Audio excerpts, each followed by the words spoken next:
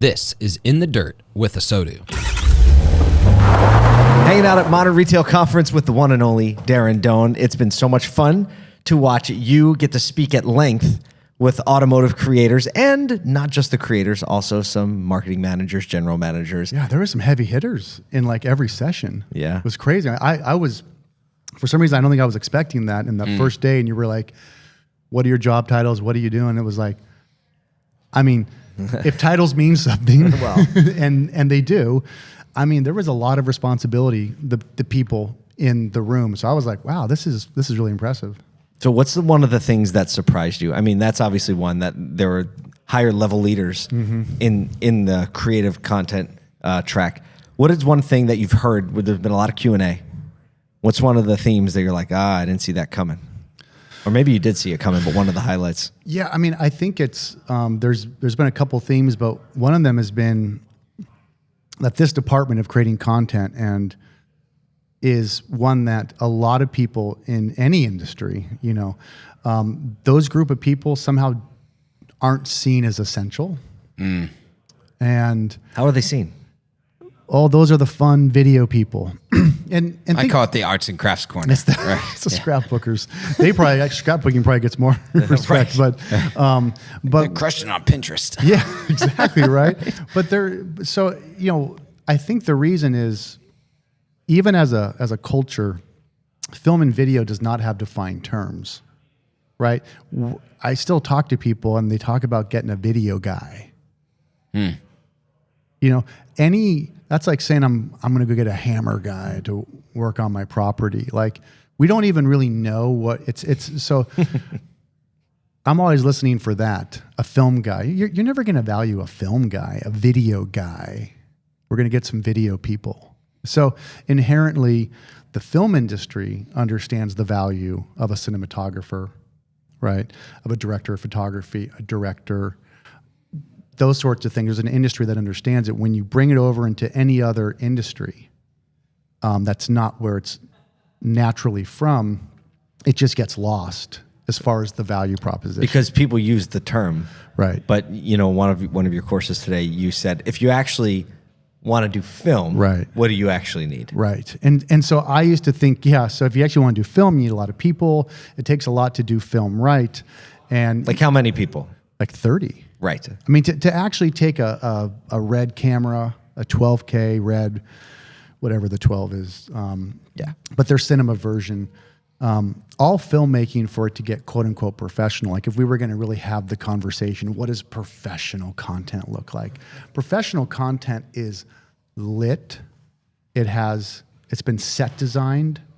There's wardrobe. There's a style, there's hair, there's makeup. If we were really going to define what professional looks like, it takes all those people. Then, of course, you have a script, and you have a script supervisor, and you have assistant director, and you have not just a director of photography, but a gaffer, and key grip, and a best boy, and all these different, there's things you need to get professional. You're going to go make a movie. Anything less than that is low budget. There's I don't care how good you think you are, how you're pulling it off. It's either professional or it's low None budget. None of the film people are looking at you and thinking that you're doing what they're doing. No. Right. And so, which I think is actually kind of cool, because now that opens up, in one sense, I don't like video guy, but you know what? Okay. Yeah. It's like coder. Okay. Well, turns out we needed a lot of coders and programmers, right? And the video guy, but content creators out there now as well, that's getting defined. And it's getting more and more defined because people are looking for content creators, and they're knowing now, just in the last couple of years, learning right? the skill set that filming, actually is editing, design. Yeah, I mean, copy. it's all right. It's all in there now. So it's coming into the culture now. But I think that's been the number one thing is one or two things that have stood out is that as when I press that issue, it turns out no one really thinks that we're doing anything there's this tension. There's a tension between the arts and crafts kids and the grown-ups. What's weird though is that grown-ups technically are never threatened by the kids doing arts and crafts. So when you have grown-ups commenting, that actually means there is a threat. What do you mean commenting? Well, yeah, when they start to have an opinion or about they the, want, you or know, they want all to you guys are change doing things is or, yeah. as soon as someone starts talking, Is that a threat, or is it more like they feel like they're wasting money? either way, I think it's a threat, right? Because it could be pulling money from their budget. It could be doing. I could be lots- deploying this elsewhere, so you better Right. make this worth it. But people making content, even at the worst moment of it, people know you're having fun on some level. At work. Yeah, at work. And so there's this, I think, and again, because I've seen it, I've been lots of different places, worked with a lot, you know. Yeah. And when you get there and you're the media and you're the back in my day, it was the entertainment division. When you were the entertainment division, it was like, oh, all they do is film things, and they're. You're so right. I watched this happen front row. I had a reconditioning company that was like air tools and paint guns and grease and taking wheels on and off cars, working out in the weather. And then all of a sudden, once the internal agency started to get a little bit bigger and we had several people, I remember very distinctly one of the road managers, the guys who's out all the time in the weather, come in on a cold day probably, and he walks through the building.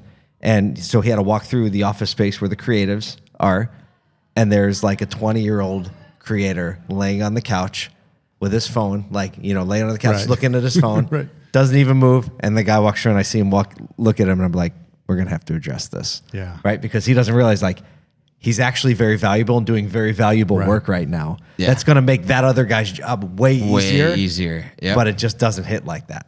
I think what I've also heard from people here is the need for more people, right? This is a 2, 3, 4, 5 person department.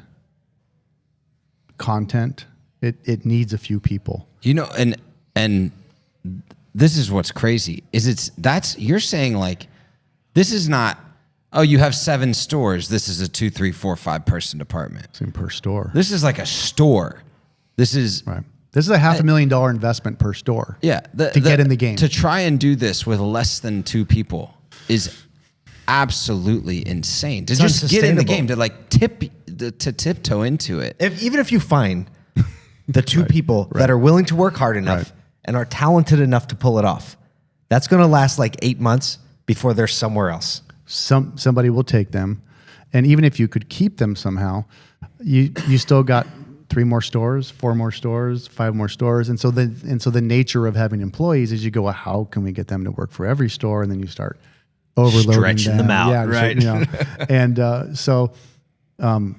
but being here, I'm looking at people who, hopefully, in some of our talks, are at least getting equipped, and they're understanding the lay of the land, and they were like, maybe I wasn't just being lazy by thinking I need 1 more person. Like they said, I need 4 more people.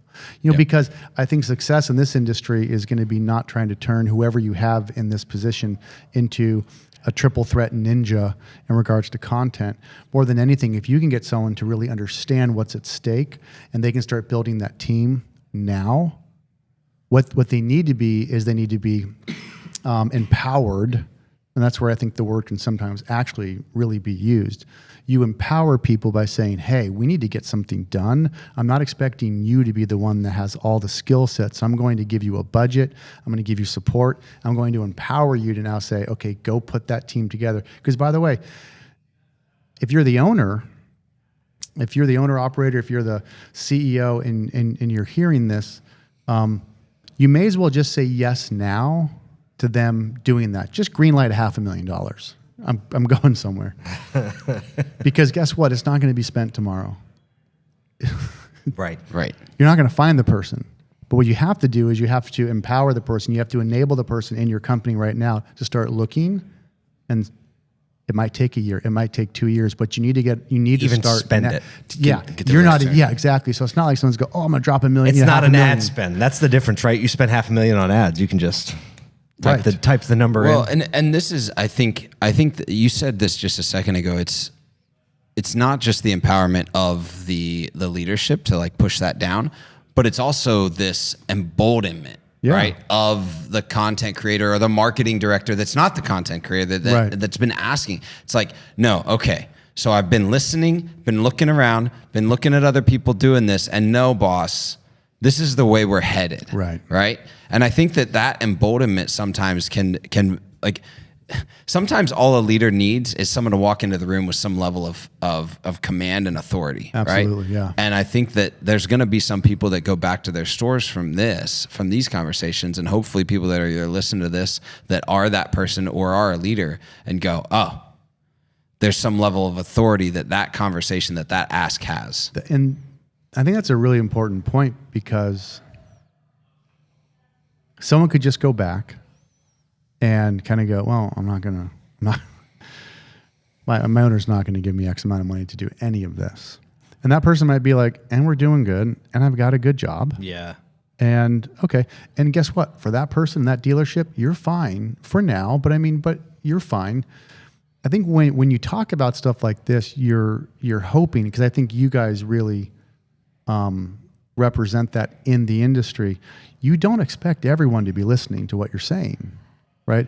Any sort of missional work, in a subculture is going to, or at least it should have, the hope should be, we're just trying to find a couple people, right? Like, because if you can get a couple people to get on board, it makes the case, it grows from there. Yeah.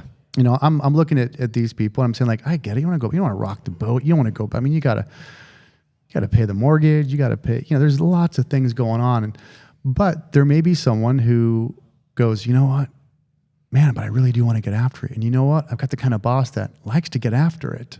This could be a perfect. This could be a Mohawk situation. This could be where it's like, you know what, we've got people who want to do this. They're on. Maybe I can start that. So I think what. I didn't say on stage, but I probably should, which is like, look, don't go back and rock the boat just because I taught you how to throw a right hook, right? Right. Hold on. Okay. Don't just go throwing it. Right. Right. But if you think you've got the kind of environment, hey, get after it. Like, start having those conversations. You guys have been making yourself available for that stuff. This industry talks, they communicate. It's really great to see how many people have conversations and they do share stuff. And I know if there was someone in one of those sessions that was like, hey, well, could I talk to all three of you? Could we just jump on a Zoom call, and could you talk to the owner about kind of what we were talking about? Of course we would do it. Done. Yep. Right?